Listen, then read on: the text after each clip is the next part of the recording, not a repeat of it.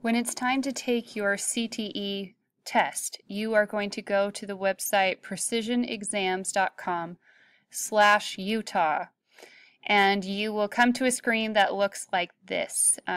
You are going to be logging in as a student, so you click on Student Login.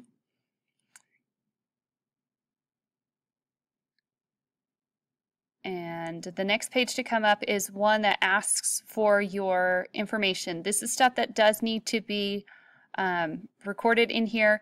Please use your name as it appears in Skyward. So if your first name is Samuel, but you go by Sam, please write Samuel, like your given name, what we have on record for you.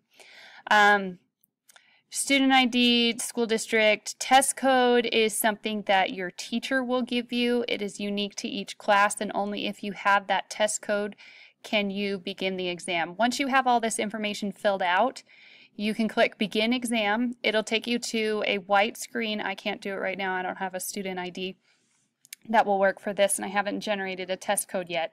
But it'll come to a white screen with 3 options, and you need to wait to have all 3 check marks present in the boxes in order to begin your test.